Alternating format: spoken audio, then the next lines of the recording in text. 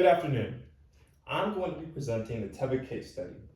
By the end of this presentation, you will have all the information that is necessary to know whether or not Teva should go through with acquiring Actavis, which is another pharmaceutical company that's just a little bit smaller than Teva. So, just to give you guys a little bit of background information on the Teva case study, Teva is a pharmaceutical company located in Israel.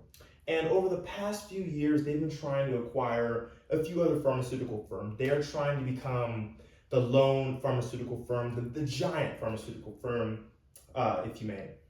They've also had a little bit of negativity and a little bit of pushback, you could say, as they've offered 3 deals to 3 other pharmaceutical companies, one of them being Actavis over the past, and they've all been shut down, as you most likely know.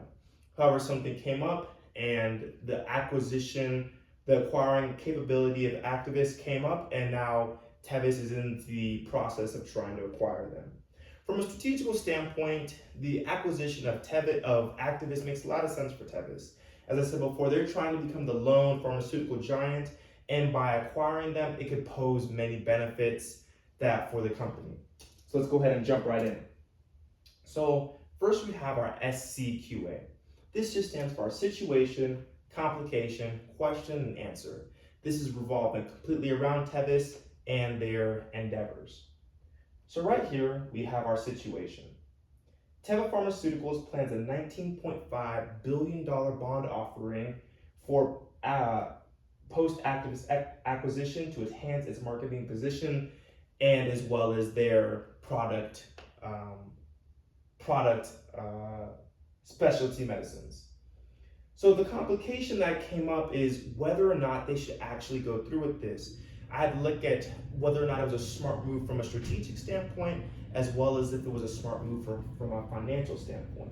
As you know, a $19.5 billion bond acquisition is very costly to the company, and if not done correctly, it could absolutely just combust the company and cause them to just fall.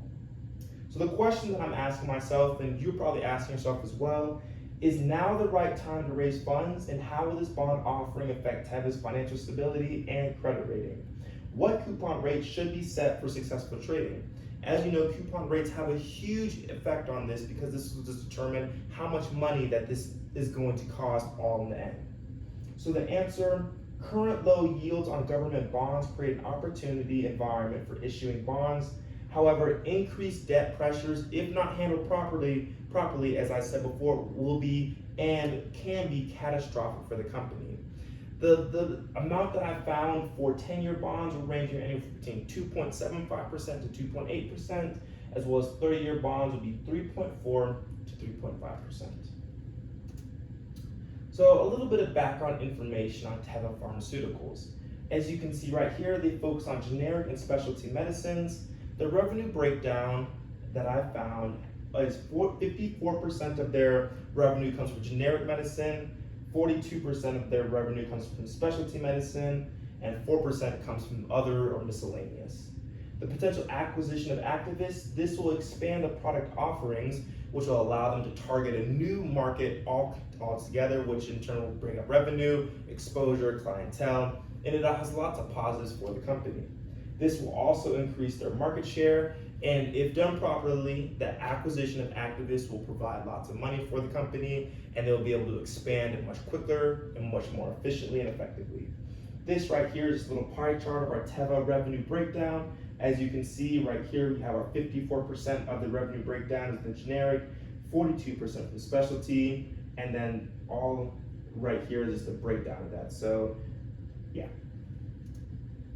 So from a quick financial overview, so we looked at some key metrics dating from 2012 to 2015 that gave us a little bit of insight on the Teva company. So the revenue in 2012 was $20.3 billion. However, in 2015, the revenue dropped about $600 million down to 19.7. Their net income also fluctuated, where it was $1.96 billion in 2012 to $1.59 billion in 2015. And right here, total assets, you can see the assets increased from $50.6 billion in 2012 to $54.2 billion in 2015. As you can see, a little quick trend analysis, their steady gross profit decline. They had a steady gross profit, however, they were declining in revenue over the past 3 years, which leads me to believe that the acquisition of the company may be a desperation move, or it also could be something that may not be advisable at this given time, but we're gonna figure out a little bit more. So this right here is just a little line chart of the type of revenue.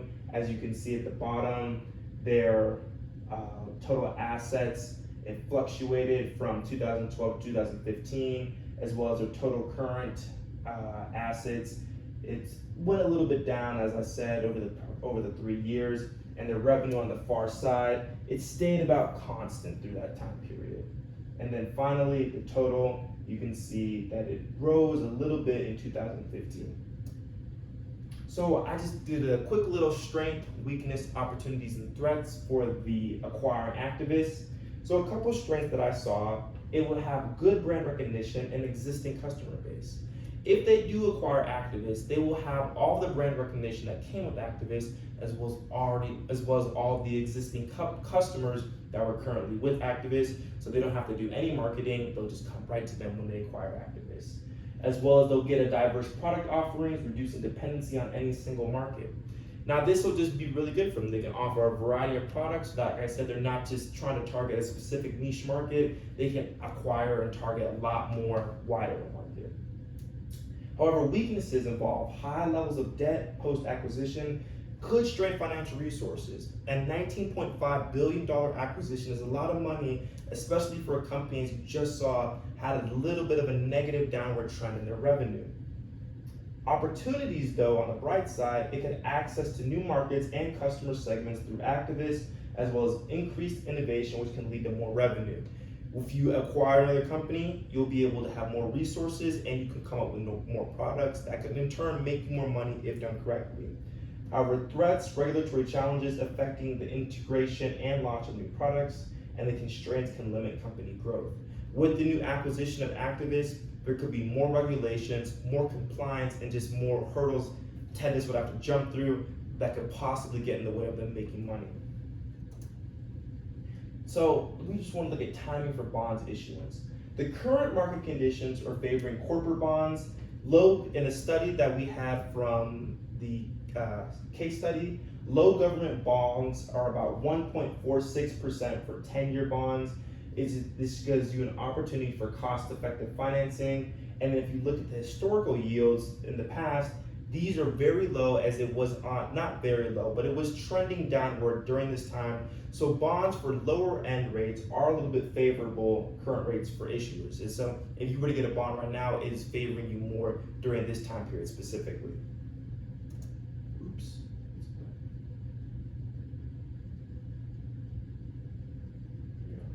So this right here is just going to be a breakdown of what I was just talking about from the chart. You can see from left to right, you have the maturity, how long it's going to take for it to mature, the US dollar, the euro, and the Swiss franc. So as you can see right here, for the 10-year maturity rate, it's 1.46%, and the 30-year maturity rate is 2.24% for the US dollar specifically. So this right here is just going to be a breakdown of Activia or Tevas. Then this is going to be a breakdown of maturity rate of the total assets, debt, interest expense, cash, the EBITDA credit rating, and these are just for similar companies similar pharmaceutical companies that Teva is rivals with. So something I want you guys to take from here is that right now, the specific thing that I pulled, which is what had me a little bit on the fence about going through with this, if you look at the total debt for Teva Pharmaceuticals, it is $10 billion, or the ratio, the $10 billion, whereas post-acquisition, it'd be $33 billion. As you see, it's almost a triple percentage jump in the debt. Like I said, if not handled properly, it can be very detrimental for the company. So implied yield to maturities. Implied yields calculated from Exhibit 12A. A couple companies that had previous yield maturity rates we saw were J&J, Johnson & Johnson, Pfizer, which had a 10-year yield at 2.036% and 2.413% respectively. Then right below that, we saw a couple other companies that had about 29-year maturity rates on their loans that were also rival pharmaceutical companies, which were Amgen and AstraZeneca, which had a 30-year yield rate at 3.327% and 3.499%. So the relevance for this is we found similar companies that had similar rates, and we tried to determine a competitive coupon rate that would be competitive in the market and the industry, so for Teva. So the recommended coupon rate that I came up with for a 10-year, just above the implied rates, which were about 2.5%, which was just a bit above the competitors that you just saw on that previous page. And for the 30-year, the competitive with longer term yields, we had about 2.75%. So the justification, this aligns with market conditions as well as attracts investors' interest while maintaining affordability. So finally, for the risk analysis, we have the key risk from increased debt. If not handled properly, the high leverage ratios impacting credit ratings will disrupt and hurt our credit rating that's currently sitting at an A- and would most likely drop us down to the Bs if not handled properly, as well as vulnerability to market fluctuations and economic downturns. Categorization of the risk by likelihood and potential impact. So to conclude, the summary of findings: positive market conditions for bond issuance, as well as strategic timings to enhance financial flexibility. If done properly, if the timing is good on trying to acquire activists, it can have good and positive positive effects for Tevas. And final recommendations, I say to proceed with bond issuance. Now I say this carefully because, as you probably figured out throughout the majority of this presentation, if this acquisition isn't done properly, it can be extremely detrimental for the company as they're acquiring a ton of debt. But as you can see from the time of the market, bond rates are low. So if you were going to acquire it, now would be the perfect time to go in and do it. Just be very careful about it and make sure that you handle it and you can increase your revenue, because as we saw earlier, it was declining. And just like I said, you have to monitor the market conditions continuously for adjustments and make any adjustments accordingly. Thank you. The end.